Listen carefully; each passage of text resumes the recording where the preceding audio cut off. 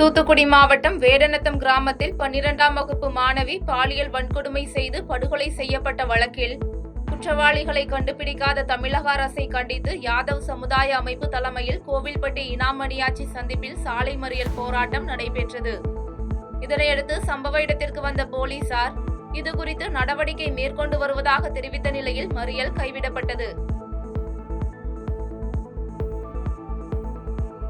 நீலகிரி மாவட்டம் குன்னூர் அருகே ராணுவ மையத்தின் சார்பாக வெலிங்டன் ஹாப் மாரத்தான் 3.0 வலுவான உடல், வலிமையான மனம் மற்றும் வலிமையான தேசத்திற்காக ஒன்றாக ஓடுவோம் என்ற மாபெரும் மாரத்தான் போட்டி நடைபெற்றது. இதில் பள்ளி மாணவ மாணவியர்கள், பொதுமக்கள் மற்றும் ராணுவ அதிகாரிகள் என 1000க்கும் மேற்பட்ட போட்டியாளர்கள் கலந்து கொண்ட நிலையில் வெற்றி பெற்றவர்களுக்கு நினைவு பரிசு மற்றும் பதக்கங்கள் வழங்கப்பட்டது. நீலகிரி மாவட்டம் குக்கல் கிராம பகுதியில் முதல் முறையாக சூரியகாந்தி மலர்கள் சாகுபடி துவங்கப்பட்டு தற்போது ஒரு மலர் 5 ரூபாய் முதல் 25 ரூபாய் வரை விற்பனை செய்யப்படுகிறது. மேலும் பெங்களூரு, சென்னை உட்பட இந்தியாவின் பல்வேறு இடங்களுக்கும் கொண்டு செல்லப்பட்டு விற்பனை செய்யப்படுகிறது. நீலகிரி மாவட்டம் உதகை அருகே உள்ள பைகாரா படகு இல்லத்தில் பெட்ரோல், டீசல் மூலம் இயங்கும் இயந்திர படகுகளால் ஒலிமாசு, ஏரிநீர் மாசு ஏற்படுவதால் நிபுணர்கள் குழு ஆய்வு மேற்கொள்ள வேண்டும் என உயர்நீதிமன்றம் உத்தரவு பிறப்பித்து இயந்திர படகுகளை இயக்க தடை விதித்தது. இந்நிலையில் வார விடுமுறையை முன்னிட்டு பைகாரா படகு இல்லத்துக்கு வந்த சுற்றுலா பயணிகளுக்கு அனுமதி மறுக்கப்பட்ட நிலையில் பைகாரா படகு இல்லம் வெறிச்சோடி காணப்பட்டது. நாமக்கல் மாவட்டம் மங்களபுரம் பகுதியில் இந்துமதி என்பவரின் கட்டுத்தறியில் கட்டப்பட்டிருந்த ஆடுகளை தெருநாய் கடித்ததில் 7 ஆடுகள் உயிரிழந்த சம்பவம் அப்பகுதி மக்கள் மத்தியில் சோகத்தை ஏற்படுத்தியுள்ளது. இந்நிலையில் தெருநாய் குறித்து பலமுறை பஞ்சாயத்தில் புகார் அளித்தும் இதுவரை எந்த ஒரு நடவடிக்கையும் எடுக்கவில்லை என தெரிவித்த அப்பகுதி மக்கள் நாய்களுக்கு கருத்தடை செய்து நாய்களின் எண்ணிக்கையை கட்டுப்படுத்த வேண்டும் என்று கோரிக்கை வைத்துள்ளனர். இந்த கிராமத்தில் பாத்தீங்கன்னா தெருநாய்களோட தொல்லை ரொம்ப அதிகமாயிடுச்சு. நேற்று இரவு ஒரு 7 ஆடுகளை நாய்கள் பரவலை கடிச்சு கொண்டிருக்கு. இதுக்கு முன்னாடியே இது மாதிரி பல சம்பவங்கள் நடந்திருக்கு. இதுக்கு முன்னாடி ஒரு 2-3 இடத்துல இதே மாதிரி நடந்திருக்கு. இது சம்பந்தமா நிறைய புகார்கள் கொடுத்துருக்கோம் பஞ்சாயத்துல. ஆனா எந்த ஒரு நடவடிக்கையும் எடுக்கல. அதனால இந்த தெருநாய்களுக்கு ஸ்டெரிலைஸ் பண்ணிட்டா இன்னும் பெட்டரா இருக்கும். ஸ்டெரிலைஸ் பண்ணிட்டோம்னா நான் அந்த நாய்களோட எண்ணிக்கையை கட்டுப்படுத்தினா இன்னும் சரியா இருக்கும். வேலூர் மாவட்டம் காட்பாடி சுற்றுவட்டார பகுதியில் இரவு நேரத்தில் 2 காட்டு யானை சுற்றித் திரிந்த சம்பவம் அப்பகுதி மக்கள் மத்தியில் அச்சத்தை ஏற்படுத்தியுள்ளது. இதுகுறித்து வனத்துறையினருக்கு தகவல் தெரிவிக்கப்பட்ட நிலையில் அங்கு வந்த வனத்துறையினர் இரவிலிருந்து அதிகாலை வரை வெடிவைத்து யானைகளை விரட்டும் பணியில் ஈடுபட்டனர். இப்போ நைட்டு 2:30 மணிக்கு கூட 2 யானைங்க ஊருக்குள்ள ரொம்ப அட்டகாசம் பண்ணி வேலிங்க எல்லாம் ரொம்ப சேதமாயிடுச்சு. இதெல்லாம் ஊர் மக்களுங்க, பசங்க, குழந்தை குட்டிங்கெல்லாம் ரொம்ப அச்சத்தில் இருக்கிறாங்க. இது வனத்துறையில் யாரும் எதுவுமே பண்ணுக்க மாட்டேங்கிறாங்க. இதுக்கு கவர்மெண்ட் சார்பில் வனத்துறை அவங்க இதுக்கு ஏதாச்சும் ஒரு நல்ல ஒரு ஏற்பாடு பண்ணி கொடுத்தோம் நல்லா இருக்கும் நாங்கள் தெரிவிச்சுக்கிறோம். புதுக்கோட்டை கலைஞர் கருணாநிதி அரசு மகளிர் கலைக்கல்லூரியில் 29வது பட்டமளிப்பு விழா நடைபெற்றது.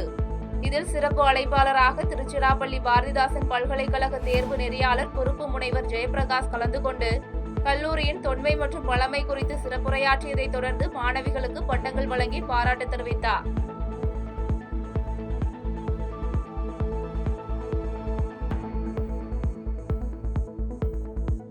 தஞ்சையில் 53 வயது இதய நோயாளிக்கு இதய மாற்று அறுவை சிகிச்சை வெற்றிகரமாக செய்யப்பட்ட சம்பவம் பொதுமக்கள் மத்தியில் வரவேற்பை பெற்றுள்ளது.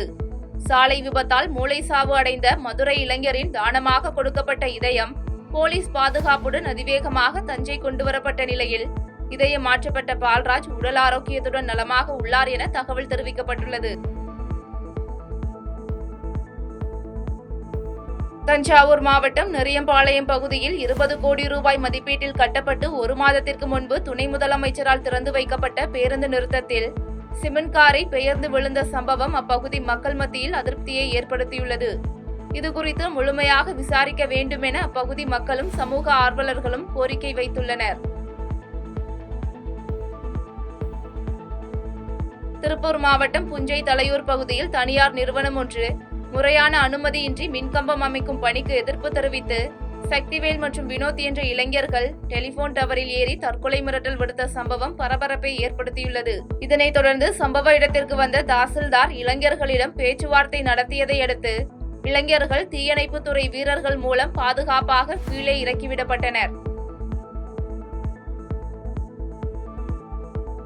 கள்ளக்குறிச்சி மாவட்டம் காணங்காடு கிராமத்தில் கிணறுகளில் இருந்து மேல்நிலை நீர்த்தேக்க தொட்டி மூலம் விநியோகம் செய்யப்படும் நீரில் அதிக அளவு உப்புத்தன்மை இருப்பதன் காரணமாக உயிரிழப்பு ஏற்படுவதாக அப்பகுதி மக்கள் வேதனை தெரிவித்துள்ளனர். மேலும் அப்பகுதியில் பலர் கிட்னி பாதிப்பு காரணமாக பாதிக்கப்பட்ட நிலையில் மாவட்ட நிர்வாகம் இதில் தலையிட்டு தூய்மையான குடிநீர் வழங்க நடவடிக்கை மேற்கொள்ளுமாறு பொதுமக்கள் கோரிக்கை வைத்துள்ளனர்.